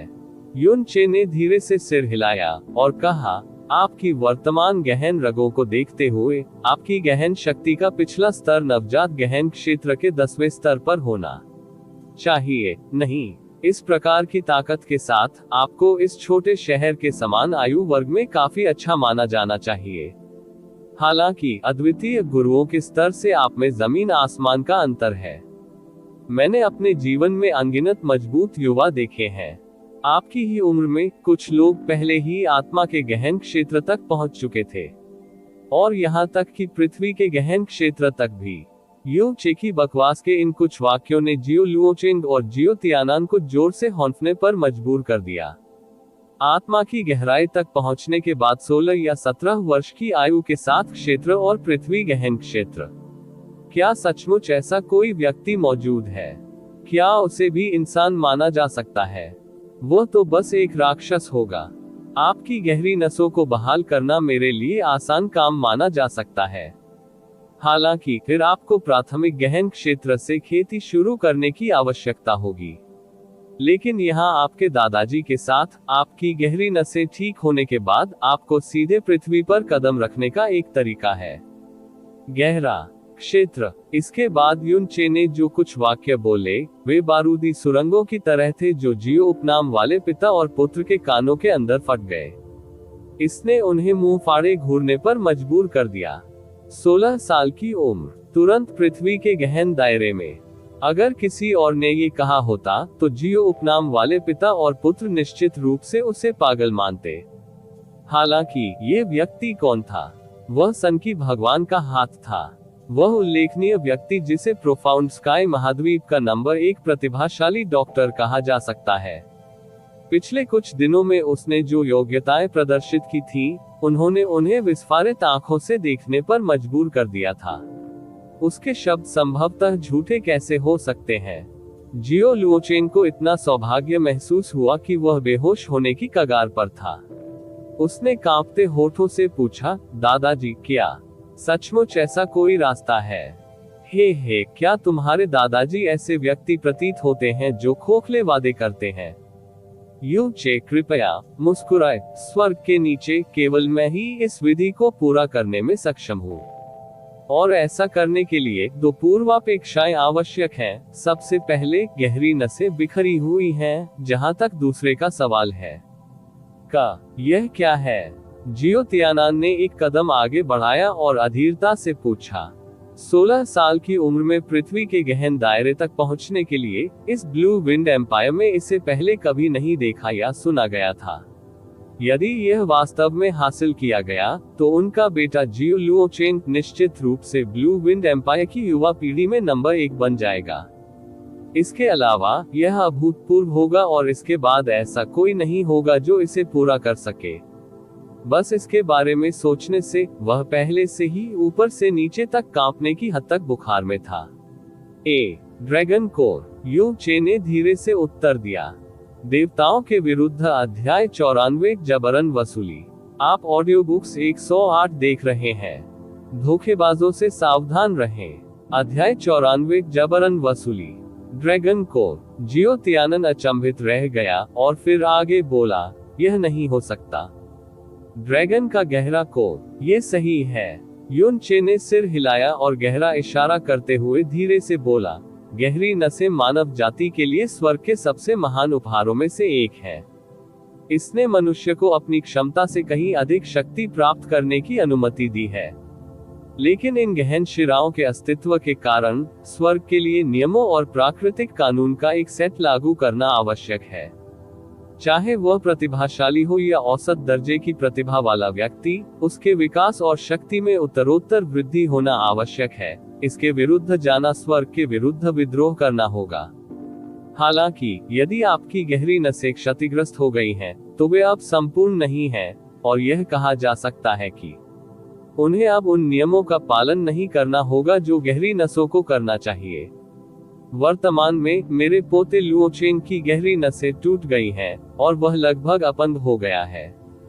इस स्थिति को तोड़ने के लिए जब तक हम ड्रैगन के गहन कोर को प्राप्त कर सकते हैं, तब तक मैं कोर की ऊर्जा को बाहर निकालने और उसे उसकी क्षतिग्रस्त गहरी नसों में डालने का एक तरीका ढूंढ सकता हूँ।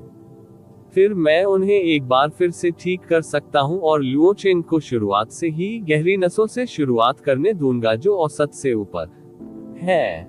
गहन जानवरों में ड्रैगन की गहन मूल ऊर्जा मनुष्यों के समान है।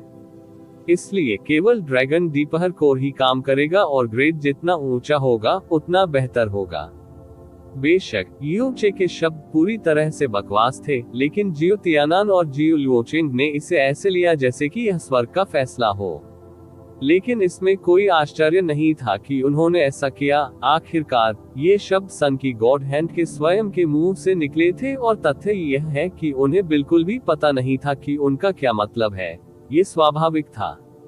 उन्हें केवल यह महसूस हुआ कि उनके शब्द रहस्यमय रूप से गहन और अतुलनीय रूप से अद्भुत थे। फिर भी उसी समय जियो तियानन का चेहरा उतर गया, इस दुनिया में ऐसी अद्भुत गुप्त तकनीकों के अस्तित्व के लिए। लेकिन ड्रैगन को सबसे सम्मानित और शक्तिशाली प्राणियों में से एक के रूप में सम्मानित किया जाता है, और यहाँ तक कि सबसे निचले प्रकार का भी। परिपक्व ड्रैगन स्काई प्रोफाउंड स्तर के हैं। स्काई प्रोफाउंड कोर इतने अमूल्य हैं कि भले ही यह मुख्य संप्रदाय हो, वहाँ हैं केवल कुछ ही। ड्रैगन कोर की तो बात ही छोड़ दे। लुओ चेन के लिए सीनियर से मिलने में सक्षम होना पहले से ही स्वर्ग द्वारा दिया गया एक चमत्कार है। हालांकि ये ड्रैगन कोर जिसे आप मानते हैं, इसे पाया जाना बिल्कुल असंभव है। हा, युन चे ने नरमी से हंसते हुए कहा, ढूंढना असंभव है। नहीं, आपकी आंखों के सामने पहले से ही एक जगह है जहां आप इसे ढूंढ सकते हैं। इतना ही नहीं, यह एक सम्राट प्रोफाउंड ड्रैगन कोर भी है। क्या सम्राट प्रोफाउंड ड्रैगन कोर? जियो तियानन अनजाने में सदमे में चिल्लाया। एम्परर प्रोफाउंड कोर किस प्रकार की चीज थी? ये कुछ ऐसा था जिसकी चाह रखने की हिम्मत मुख्य संप्रदाय भी नहीं करेगा। उनके जैसे छोटे शाखा संप्रदाय के लिए ये किंवदंतियों से भी अधिक एक ईश्वरीय वस्तु थी। जहां तक एम्परर प्रोफाउंड ड्रैगन कोर की बात है, इसे पौराणिक दिव्य सम्राट कोर भी कहा जा सकता है, जो स्काई प्रोफाउंड क्षेत्र के शिखर पर एक अभ्यासकर्ता को आसानी से बाधा को पार करने और एम्परर प्रोफाउंड क्षेत्र में कदम रखने की अनुमति दे सकता है। मैं संभवतः इसे कहां पा सकता हूं? अगर मैं इसे वहां से खरीद सकता हूं, तो मैं इसे निश्चित रूप से प्राप्त करूंगा, भले ही इसके लिए पूरे संप्रदाय का भाग्य खर्च करना पड़े। जियो तियानन उत्तेजित होकर बोला। भले ही यह जानकारी सन की गॉड हैंड से व्यक्तिगत रूप से आई थी, जियो तियानन ने इस पर विश्वास करने की हिम्मत नहीं की।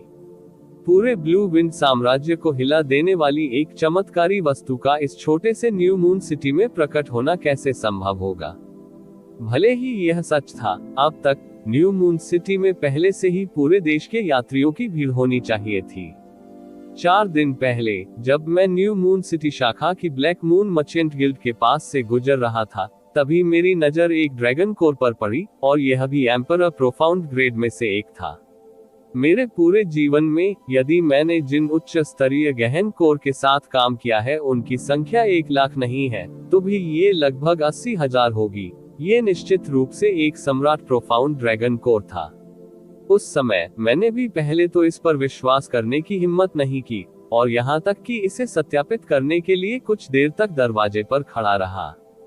यू चे ने जियो तियानन की हैरान अभिव्यक्ति पर एक नजर डाली और कहा, एक सम्राट प्रोफाउंड ड्रैगन कोर के लिए इतने छोटे न्यू मून सिटी से निकलना, ये वास्तव में अजीब है, लेकिन ये देखते हुए कि यह ब्लैक मून मर्चेंट गिल्ड से है, ये भी होगा समझने योग्य। यह एम्परर प्रोफाउंड ड्रैगन कोर मुख्य शाखा से रहा होगा, लेकिन इसे कहां भेजा जाना था, यह एक रहस्य होगा। जियो तियानन ने अचंभित होकर सुना और उसका दिल लगातार धड़कने लगा। जियाओ लुओचेन की आंखें पहले से ही तश्तरी के आकार की थीं और वह चिल्लाया, पिताजी, दादाजी देश के नंबर 1 प्रतिभाशाली डॉक्टर हैं, उसने निश्चित रूप से कोई गलती नहीं की। आपको उस सम्राट प्रोफाउंड ड्रैगन कोर को प्राप्त करने में मेरी मदद करने का एक तरीका खोजना होगा। मेरा पूरा जीवन और हमारे शाखा संप्रदाय का भविष्य पूरी तरह से दादाजी और इस सम्राट प्रोफाउंड ड्रैगन कोर पर निर्भर है। ब्लैक मून मर्चेंट गिल्ड के पास वास्तव में एक सम्राट प्रोफाउंड ड्रैगन कोर होने की खबर ने भी जियो तियानन को बेहद चौंका दिया था, लेकिन उन्होंने निर्विवाद रूप से यू चे के शब्दों पर भरोसा किया। उसके मुंह का कोना हिल गया और उसने कड़वाहट से कहा, चूंकि यह वरिष्ठ का ज्ञान है, तो ये गलत नहीं होना चाहिए। लेकिन हमारा छोटा सा न्यू मून सिटी सम्राट प्रोफाउंड ड्रैगन कोर जैसी ईश्वरीय वस्तु रखने के योग्य नहीं है। शायद न्यू मून मर्चेंट गिल्ड की मुख्य शाखा ने इसे किसी महान व्यक्ति को बेचने की तैयारी की थी, और इसे केवल अस्थायी रूप से न्यू मून सिटी में छोड़ रही है। मैं जियो संप्रदाय से संबंधित एक छोटी शाखा संप्रदाय के संप्रदाय गुरु से अधिक कुछ नहीं हूँ। भले ही मुझे पता हो कि एम्परर प्रोफाउंड ड्रैगन कोर वर्तमान में ब्लैक मून मर्चेंट गिल्ड के कब्जे में है, ये भी बिल्कुल असंभव है कि वे इसे मुझे बेचने के इच्छुक हों। भले ही वे किसी समझौते पर पहुंचने और इसे बेचने को तैयार हो। हमारे लिए एम्परर प्रोफाउंड ड्रैगन कोर खरीदना मौलिक रूप से असंभव है। मैंने पहले ही इस पहलू के बारे में सोच लिया है।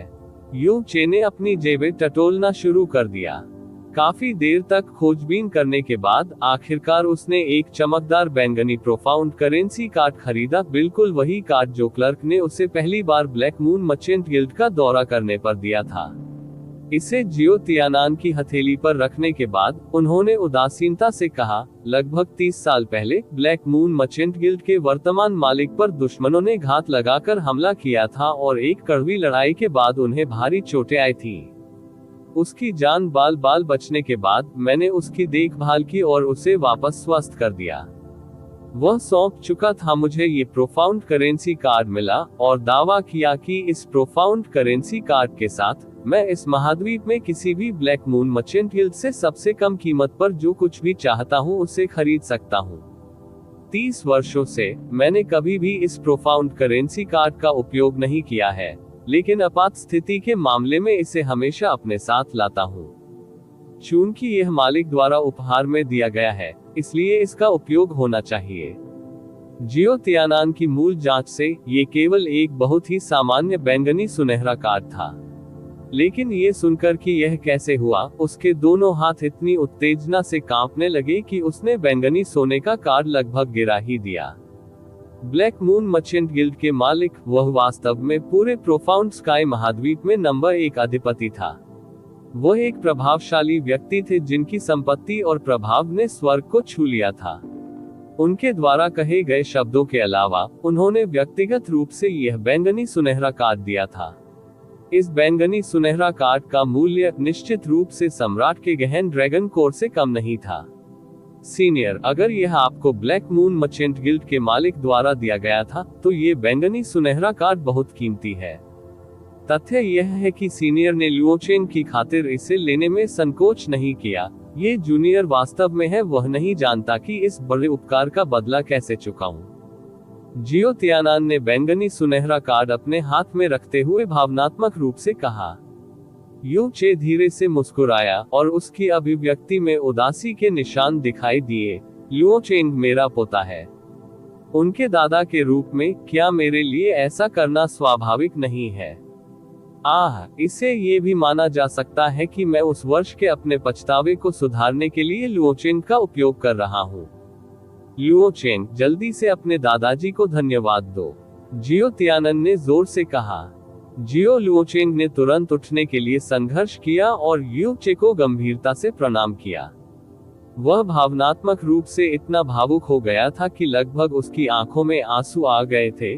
लुओचेन दादाजी के उदार उपकार को हमेशा अपने दिल में बनाए रखेगा।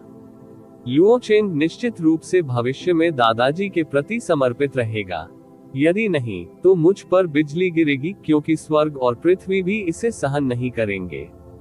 यू चे के मुंह का कोना ऊपर उठा और वह पूरी तरह से संतुष्ट भाव से हंसा। उन्होंने जियो लुओचेन के कंधे को थपथपाया और मुस्कुराते हुए जवाब दिया, अच्छा, तुम सच में मेरे अच्छे पोते हो। दादाजी आपको प्रतिदिन कुछ बार मुझे दादाजी कहते हुए सुनने के अलावा और कुछ नहीं चाहते। बस इससे मेरा दिल खुश हो जाएगा। जियो संप्रदाय के मास्टर, इस मामले में देरी नहीं होनी चाहिए। आपको तुरंत ये पर्पल करेंसी कार्ड लेना होगा और व्यक्तिगत रूप से ब्लैक मून मर्चेंट गिल्ड की यात्रा करनी होगी। मुझे 100% यकीन है कि वहां एक एम्परर प्रोफाउंड ड्रैगन कोर है। हालांकि आप उनसे ये जानकारी कैसे प्राप्त करेंगे, यह आपके कौशल पर निर्भर करेगा। इसके अलावा जियो बैकाओ को अपने साथ लाना सबसे अच्छा है। उसे यह पहचानने में सक्षम होना चाहिए कि यह एम्परर प्रोफाउंड ड्रैगन कोर है या नहीं। ये जूनियर एल्डर बैकाओ को तुरंत मेरे साथ ब्लैक मून मर्चेंट गिल्ड में चलने के लिए बुलाएगा। यू चे के अनुस्मारक के बिना भी जियो तियानान को पता था कि यह मामला व्यक्तिगत रूप से सबसे अच्छा संभाला जा सकता है और यह यात्रा जितनी अधिक शांत और गुप्त होगी उतना ही बेहतर होगा। यदि न्यू मून सिटी के पास सम्राट प्रोफाउंड ड्रैगन कोर होने की खबर फैल गई तो इसके परिणाम अकल्पनीय होंगे। बहुत जल्दी जियो तियानान ने जियो बेकाओ को बुलाया। दोनों लोग जाने की तैयारी कर रहे थे, तभी यू चे ने उन्हें बीच में ही रोक दिया और कहा, यहाँ से ब्लैक मून मर्चेंट गिल्ड की दूरी काफी दूर है। इसके अलावा इस एम्परर प्रोफाउंड कोर का मामला महत्वपूर्ण है, इसलिए भले ही आप इसे अंत में खरीदने में कामयाब रहे, इसके लिए आपको बड़ी मात्रा में समय खर्च करना होगा। इस अवधि के भीतर लुओचेन की स्थिति के आधार पर मुझे आपके खजाने में छिटपुट रूप से गिरावट आई है। इसलिए आपको खजाने की चाबियां किसी ऐसे व्यक्ति को सौंप देनी चाहिए जिस पर आप भरोसा कर सकें। यह है। जियो तियानान और जियो बेकाओ ने एक दूसरे को देखने के बाद जियो बेकाओ ने फुर्ती से खजाने की चाबियां निकाली और कहा, वरिष्ठ, खजाने की कुल 2 चाबियां हैं और वे हमेशा से रही हैं इस कनिष्ठ और संप्रदाय मास्टर के साथ। इसे कभी भी किसी तीसरे व्यक्ति को नहीं दिया गया और हमने कभी भी किसी भी तरह से ऐसा करने का साहस नहीं किया। इसके बारे में सोचते समय एकमात्र व्यक्ति जिसे हम वर्तमान में चाबी दे सकते हैं वह आप ही होंगे, वरिष्ठ। यदि किसी भी समय वरिष्ठ को जड़ी बूटियां या कोई कीमती पत्थर प्राप्त करने की आवश्यकता होती है तो आप किसी भी समय इस कुंजी के साथ प्रवेश कर सकते हैं। युन चे ने घूर कर देखा, फिर जोर से अपना हाथ घुमाया, हाथ हटाओ, और अप्रसन्नता से कहा, क्या बकवास है। आपके खजाने की चाबी मनमाने ढंग से किसी बाहरी व्यक्ति के हाथ में कैसे जा सकती है। आप दोनों पहले से ही 1 शताब्दी के करीब हैं, आप अब भी इतनी गैर जिम्मेदारी से काम कैसे कर सकते हैं। जियो तियानान ने हंसते हुए कहा, खजाने की यह चाबी जाहिर तौर पर किसी को भी नहीं दी जानी चाहिए। हालांकि भले ही मैं सीनियर को केवल कुछ दिनों से जानता हूं, बेकाओ और मैं आपके चिकित्सा कौशल और महान चरित्र के लिए सर्वोच्च सम्मान रखते हैं, हम इसे आपके हाथों में छोड़कर अधिक सहज महसूस नहीं कर सकते। वरिष्ठ के अलावा हम निश्चित रूप से इसे किसी और को देने की हिम्मत नहीं करेंगे। इसके अलावा जब तक हम नहीं रहेंगे, लुओचेन की चोट की स्थिति किसी भी समय बदल सकती है। यदि ऐसा होता तो हमें वरिष्ठ को हमारे लिए और अधिक करने के लिए परेशान करना पड़ता, लेकिन यदि उपचार में देरी होती है क्योंकि आप राजकोष से कुछ भी प्राप्त करने में असमर्थ थे, तो ये होगा। इसलिए हमें वरिष्ठ से पूछना चाहिए, ये चाबी ले लो। युन चे के चेहरे पर अभी भी एक कठिन भाव था, लेकिन कुछ देर तक विचार करने के बाद उसने आखिरकार एक शांत आह भरी और जियो बेकाओ के हाथों से चाबी प्राप्त की। ठीक है, ठीक है, आप दोनों को जल्दी निकलने और जितनी जल्दी हो सके वापस आने की कोशिश करनी चाहिए। उस सम्राट प्रोफाउंड ड्रैगन कोर के लिए आपको अपने साथ जितना संभव हो उतना पैसा लाना चाहिए। ये पूरे संप्रदाय के भाग्य को लाने के लिए भी बहुत अधिक नहीं होगा। कृतज्ञता से भरे हुए जियो तियानान और जियो बेकाओ चले गए। उनके चले जाने के 1.25 घंटे बाद यू चे ने मेडिसिन हॉल में कदम रखा।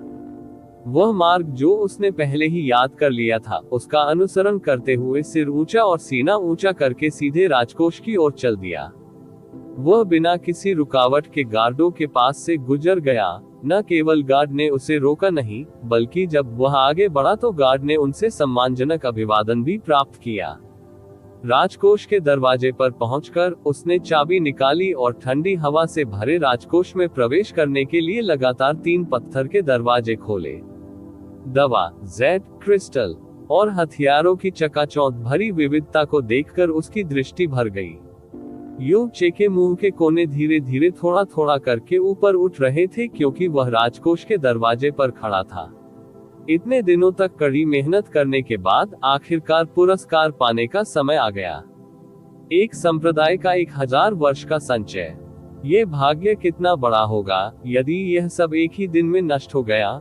ये संपूर्ण संप्रदाय शाखा शायद आधी अधूरी समाप्ति के कगार पर होगी। अफसोस की बात है कि जब आप मेरे जैसे अशुभ सितारे को उकसाते हैं तो ऐसा ही होता है। अगर मेरे पास खेलने के लिए तुरुप का पत्ता नहीं होता तो जो बर्बाद होगा वह जियो लुओचेंग नहीं बल्कि मैं होगा। शायद मैं अब तक पहले ही मर चुका होता। क्या आप अपने शब्दों से पीछे हट रहे हैं और मेरे साथ समझौता करने के लिए न्यू मून प्रोफाउंड पैलेस आ रहे हैं? हे, तो चलिए इसे अभी ठीक से निपटा लेते हैं। तुमने हजारों वर्षों में जो कुछ इकट्ठा किया है, मैं उसे मनोवैज्ञानिक कष्ट के मुआवजे के रूप में मानूंगा और स्वीकार करूंगा। यू चे तेजी से काले लकड़ी की दवा अलमारियों की कतारों और कतारों के पास चला गया, उन पर अपना हाथ दबाया और थोड़ी ताकत लगाई, और अलमारियों के साथ साथ औषधीय जड़ी बूटियों के पहाड़ स्काई पॉइजन पल में समा गए। स्काई पॉइजन पल का अवशोषण प्रभाव और क्षमता कहीं अधिक थी, और सामान्य स्थानिक छल्लों की तुलना में अतुलनीय थी। भले ही अलमारियां बहुत बड़ी हों, फिर भी उसे अधिक मेहनत नहीं करनी पड़ेगी।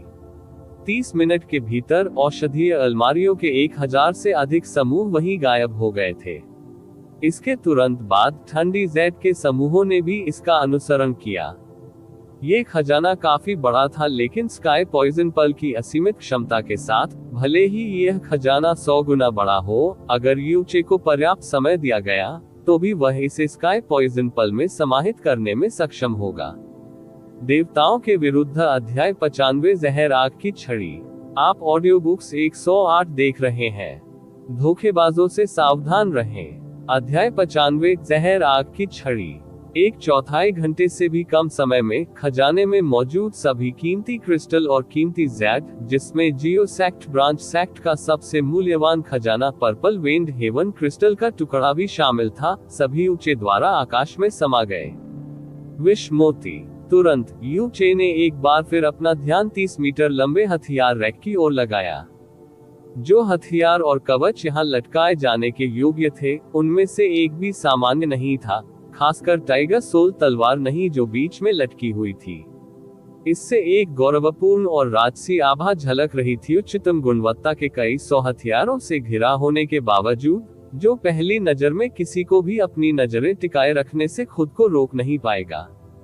तलवार, दाव, खंजर, आग्नेयास्त्र, भाला, परछाई, चाबुक, हर प्रकार के हथियार जो यहाँ होने चाहिए थे, यहाँ थे, और इन हथियारों में तलवारें ही बहुसंख्यक थी।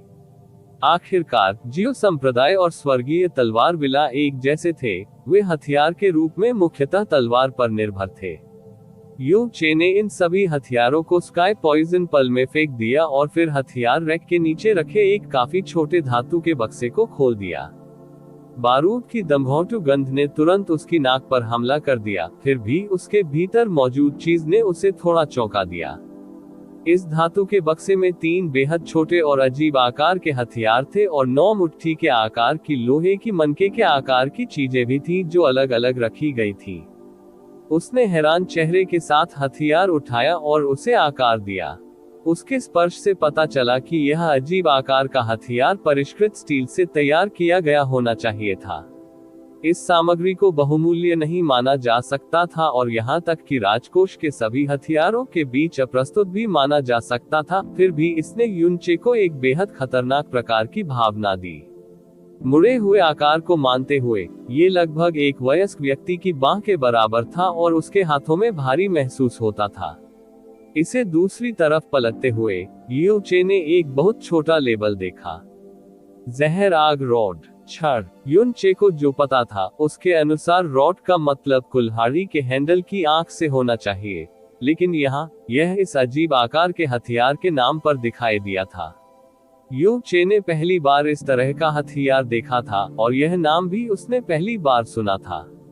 उसके मन में संदेह के बीज फूट पड़े। मुझे यह मत बताओ कि यह कोई हथियार तो नहीं है, लेकिन वे इसे हथियार रैक के नीचे क्यों रखेंगे? अगर यह कोई हथियार होता, तो ऐसा लगता जैसे इसमें कोई हमला करने की क्षमता ही नहीं है। लेकिन क्या हो रहा है? ये कौन सा खतरनाक एहसास मैं महसूस कर रहा हूँ? पॉइजन फायर रॉड के मोड़ पर धातु का एक उभरा हुआ टुकड़ा था, और ऐसा लग रहा था कि वह इधर उधर घूमने में भी सक्षम था। युन चे ने गंभीरता से उस पर दबाव डाला। बूम! एक तेज आवाज सुनाई दी, और फायर पॉइजन रॉड के छेद से आग की तेज लपटें निकलने लगी। इसके पलटाव की जबरदस्त शक्ति ने यू चे को अपने नितंबों के बल गिरा दिया। फायर पॉइजन रॉड को नष्ट कर दिया गया था और उसे काफी दूर तक पीछे की ओर फेंक दिया गया था। फर्श पर बैठे यूचे ने अपनी आंखें खोली और एक मुट्ठी के आकार के छेद को देखा जो अचानक उसके सामने दीवार पर दिखाई दिया। ब्लैक होल से अभी भी धुआं निकल रहा था, जिससे उसे भारी मात्रा में लार पीने को मजबूर होना पड़ा था दिस। क्या ऐसा हो सकता है कि यह किसी प्रकार का छिपा हुआ हथियार हो? शक्ति वास्तव में इतनी भयानक थी, और गंध से पता चलता है कि जो पहले बाहर निकाला गया था उसमें भी बेहद जहरीला जहर था जो खून को छूते ही जान ले लेगा। युनचे पॉइजन फायर रॉड को वापस लेने के लिए आगे बढ़ा और धातु की छाती के अंदर धातु की गेंदों को भी उठाया। वे उसके हाथों में बेहद भारी थे और गेंद की सतह पर 3 बड़े शब्द उथले रूप से अंकित थे। स्काई ट्रेमर बम। बड़े शब्दों के नीचे छोटे शब्दों की एक पंक्ति भी थी, आवरण को तोड़ने के लिए गहरी शक्ति का प्रयोग करें, फिर इसे बाहर फेंक दें। इस पिच काली धातु की गेंद से निकलने वाले खतरे की भावना पॉइजन फायर रॉड से कहीं अधिक थी। कोई कल्पना कर सकता है कि उसके भीतर कितनी भयानक शक्ति छिपी हुई थी। यू चे ने इसका परीक्षण करने की हिम्मत नहीं की। उसने इसे वापस संदूक में रख लिया और अपने दिल में आह भरी। जियो संप्रदाय के कलाकृति संप्रदाय द्वारा इस भयानक चीज का निर्माण किया जाना चाहिए। यदि कोई इन 2 वस्तुओं के विशेष गुणों से परिचित नहीं था और अचानक इनका उपयोग करने वाले किसी प्रतिद्वंद्वी द्वारा पकड़ लिया गया था, तो यदि उनके पास पर्याप्त शक्ति नहीं थी, तो वे निश्चित रूप से एक बेहद अन्यायपूर्ण मौत मरेंगे। हालांकि वे अब यूचे के स्काई पॉइजन पल में प्रवेश कर चुके हैं और उनके मूल्यवान जीवन रक्षक हथियार बन गए हैं। युनचे पूरे 4 घंटे तक राजकोष में रहे। उसने राजकोष के अंदर सब कुछ स्काई पॉइजन पल में बहा दिया और जियो संप्रदाय के लिए बाल का एक कतरा भी नहीं छोड़ा। लूटपाट खत्म करने के बाद यूचे ने संतुष्टि के साथ ताली बजाई और बाहर निकलने की ओर चल दिया। हालांकि वह अचानक रुक गया जब वह बाहर निकलने से केवल 1 कदम दूर था और चुपचाप अपने आप से बुदबुदाया, बिना आवाज किए किसी और की पारिवारिक संपत्ति को खोखला करना, ये वास्तव में एक तरह से अस्वीकार्य लगता है। मैं कम से कम उन्हें कुछ तो छोड़ देना चाहिए। जैसे ही उसने यहाँ तक सोचा, यूचे एक बार फिर पलट गया। उसने बेतरतीब ढंग से एक हथियार निकाला और विशाल पाठ की पूरी 3 पंक्तियां उकेर दी। अपनी करतूत की जांच करने के बाद ही वह अंततः 3 पत्थर के दरवाजों की ओर बढ़ा, उन्हें बंद कर दिया और राजकोष से बाहर चला गया। जैसी कि उसे उम्मीद थी, जब वह मेडिसिन हॉल में लौटा, जियो तियानान और जियो बैकाओ अभी तक नहीं लौटे थे। यूचे थोड़ी देर के लिए गोली शोधन कक्ष में प्रवेश किया और फिर औषधीय सूप का कटोरा लेकर वापस आया। सोए हुए जियो लुओचेन को जगाने के बाद उसने धीरे से हंसते हुए कहा, आओ और इस औषधीय सूप को पी लो। अपने शरीर की चोटों और भविष्य की संभावनाओं के कारण जियो लुओचेंगिस दादाजी के प्रति 100% विनम्र थे। ये पूछे बिना कि यह किस प्रकार की दवा है, उसने तुरंत उसे उठाया और निगल लिया। शराब पीने के बाद उसने अधीरता से पूछा, दादाजी, क्या मेरे पिता अभी तक वापस नहीं आए हैं? युनचे ने खिलखिलाती मुस्कान के साथ उत्तर दिया, अब समय आ गया है और उन्हें जल्द ही लौट आना चाहिए। हालांकि उनके लौटते ही तुम्हें भी सो जाना चाहिए था। कल जागने के बाद आपकी गहरी नसें भी पूरी तरह से पनगु हो जाएंगी। भले ही 10 हुआनफू हेस आ जाएं, बचाए जाने के बारे में सोचने की भी जहमत न उठाएं। हे। यूचे के शब्दों के कारण जियो लुओचेन कुछ देर के लिए स्तब्ध हो गया। उसके दिल में अचानक बेचैनी फैल गई और वह मुस्कुराने पर मजबूर हो गया। दादाजी, क्या आपने क्या कहा? तुम मेरे साथ मजाक कर रहे हो ना? मैं हमेशा मजाक करता रहा हूँ, लेकिन केवल इस बार ही मैं, तुम्हारे दादाजी, तुम्हारे साथ मजाक नहीं कर रहे हैं। यूचे हंसने लगा और उसकी हंसी बहुत खतरनाक थी। उसने अपना हाथ बढ़ाया और धीरे से अपना चेहरा रगड़ा। जैसे ही उसने अपना असली चेहरा दिखाया, बेहद पतली त्वचा की एक परत आसानी से खुल गई। उनकी आवाज भी अपने मूल स्वर में लौट आए, अच्छा पोते, ध्यान से देखो कि तुम्हारे दादाजी कौन है। जियो लुओचेन के लिए अपनी आंखों के सामने एक चेहरे को अचानक बदलते देखना बिजली गिरने का दुर्भाग्य होने जैसा था। उसकी 2 आंखें इतनी अधिक चौड़ी हो गईं कि वे लगभग बाहर की ओर निकल आईं। उस क्षण भर में उसे आश्चर्य होने लगा कि क्या वह सपना देख रहा है। लेकिन अगर वह सपना देख भी रहा था तो उसके लिए इतना बेतुका विचित्र सपना देखना मौलिक रूप से असंभव था। यू चे एमेन। यू चे ने मुस्कुराने के लिए अपने मुंह के कोनों को पीछे खींचा और फिर व्यंग्यात्मक ढंग से मुस्कुराया।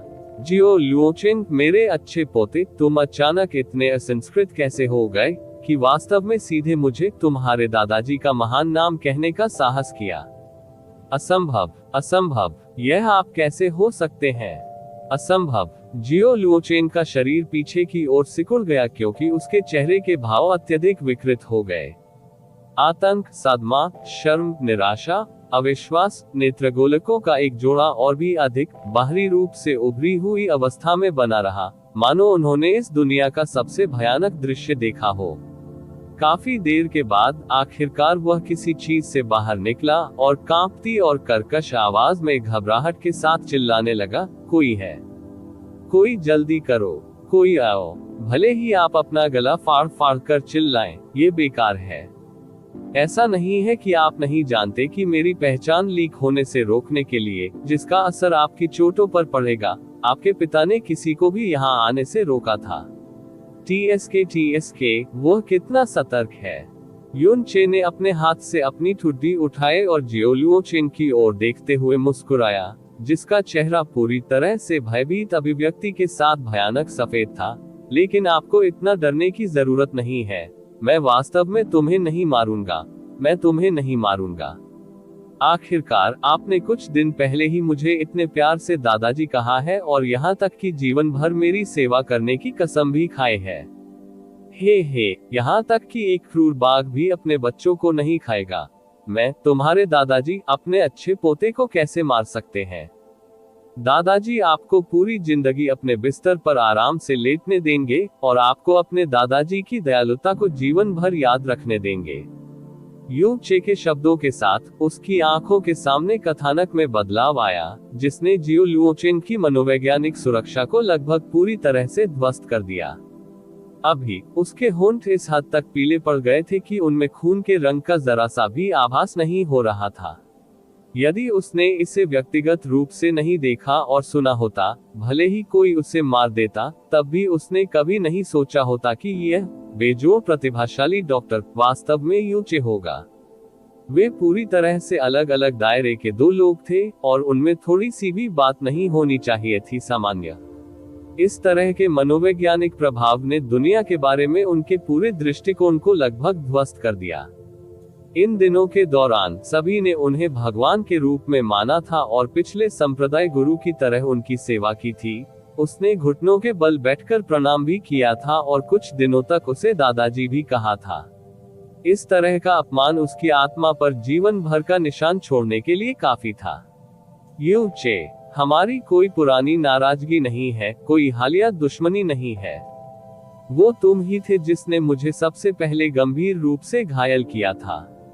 तुम अब भी क्या करना चाहते हो? जियो लुओचेन ने पूछा, आवाज का अत्यधिक कांपता हुआ और डरावना स्वर। हे, यू चे ने ठंडे स्वर में मुस्कुराते हुए उत्तर दिया और उसका रंग उदासीनता की ओर लौट आया। जब हम पहली बार मिले थे तो हमारे बीच वास्तव में कोई पुरानी नाराजगी नहीं थी और न ही हाल की कोई दुश्मनी थी। हालांकि भले ही हमें कोई नाराजगी नहीं थी, आप अप्रत्याशित रूप से मुझे बर्बाद करना चाहते थे। हाँ, आपको विवाद करने की जरूरत नहीं है। जो लोग मुझे मारना चाहते थे उनकी संख्या आपके पूरे जीवन में देखे गए लोगों की संख्या से भी अधिक है। उस समय तुम मेरे साथ क्या करना चाहते थे, यह मुझे स्पष्ट रूप से समझ आ गया था। जहां तक मुझे बर्बाद करने की वजह की बात है तो इसे आप ही बेहतर ढंग से समझे। यदि यह कोई और होता तो उन्हें आपके द्वारा पहले ही बर्बाद कर दिया जाना चाहिए था। लेकिन ये बहुत अफसोस की बात है कि आप मुझसे मिले। एक व्यक्ति के रूप में मुझमें बहुत अधिक महान गुण नहीं है। दिखने में असाधारण रूप से सुंदर और स्वभाव में असाधारण होने के अलावा केवल एक चीज बची है, वह है दयालुता का 10 गुना बदला लेना और 100 गुना बदला लेना। यदि तुम मुझे नष्ट करना चाहते हो तो पहले मैं तुम्हें नष्ट कर दूंगा।